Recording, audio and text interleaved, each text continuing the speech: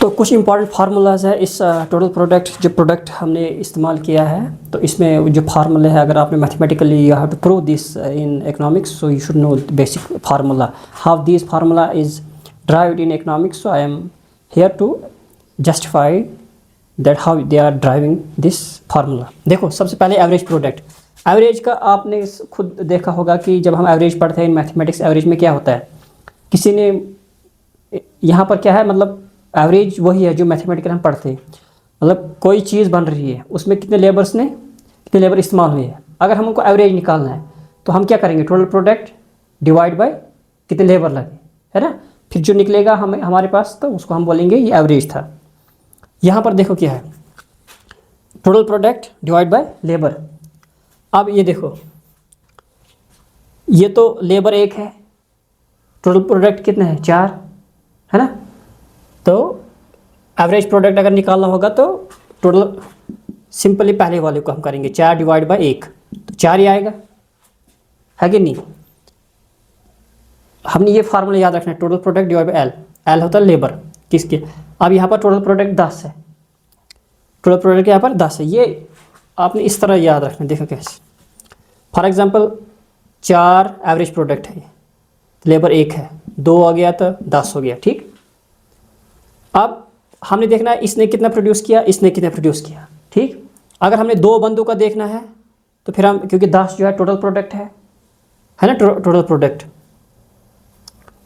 10, तो हम 10 अगर 2 है तो इट मीन्स, है ना, 10 डिवाइड बाई 2 कितना आएगा। इट मीन्स कि एक ने कितना प्रोड्यूस किया, 5, तो ये आएगा एवरेज प्रोडक्ट में। अगर आपने, अब हम इसको निकालेंगे, मतलब मार्जिनल प्रोडक्ट। फॉर एग्जांपल यहाँ 4 है, यहाँ पर 10 है, ठीक। ये टोटल प्रोडक्ट है सारे कुछ। ये 1 लेबर है, ये 2 लेबर है, ठीक। एक लेबर कितना प्रोडक्शन, उसने कितने प्रोड्यूस की, 4। दूसरे ने कितने किया, 10। इट मीन्स हमने 2 जब लेबर लगाए थे तो उन्होंने कितना टोटल प्रोडक्ट प्रोड्यूस किया, 10। लेकिन ये फार्मूला क्या है, टोटल प्रोडक्ट ये न्यू है, इसका मतलब होता है न्यू।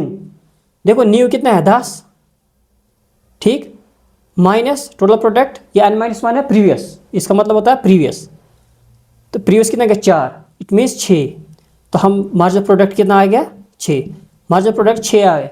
जैसे इससे पहले मैंने लेक्चर एक पढ़ाया था, उसमें मैंने यही कहा था। ये देखो जो चेंज है ना, चेंज 4 से लेकर 10 कितना चेंज है, 6, है ना, 6 आता है ना।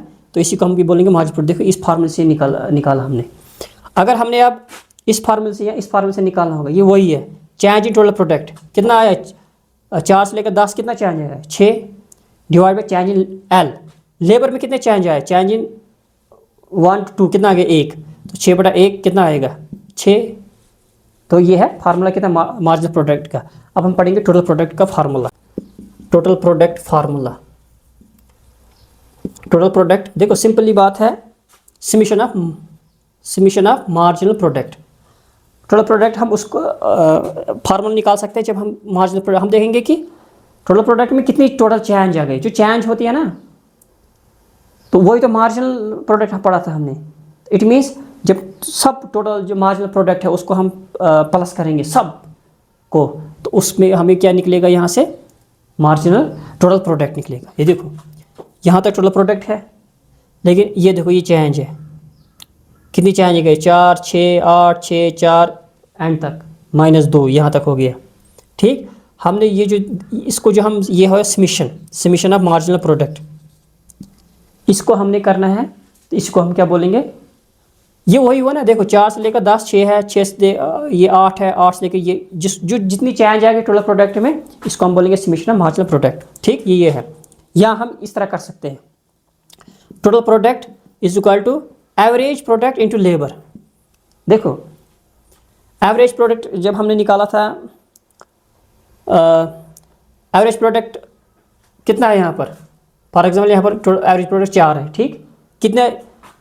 कितने लेबर इस्तेमाल किया था, 1, तो आएगा ना एवरेज प्रोडक्ट 4 है इंटू 1, ये लेबर है, इज इक्वल टू 4, तो आए ना टोटल प्रोडक्ट कितना आया यहाँ पर, 4, ठीक। अगर हमने यहाँ पर देखो चौथे पर, ये टोटल 4 लेबर है, 4 लेबर की जगह 4 करो, टोटल प्रोडक्ट यहाँ पर कितना आया 24। ठीक, अब हमने देखना है एवरेज प्रोडक्ट कितना है 6 है ना, 6 यहाँ पर करो, 6 6 चुके 24 आया। तो ये है क्या टोटल प्रोडक्ट। ये these are some formulas we are very important in order to understand these concepts. If you have to solve numerically these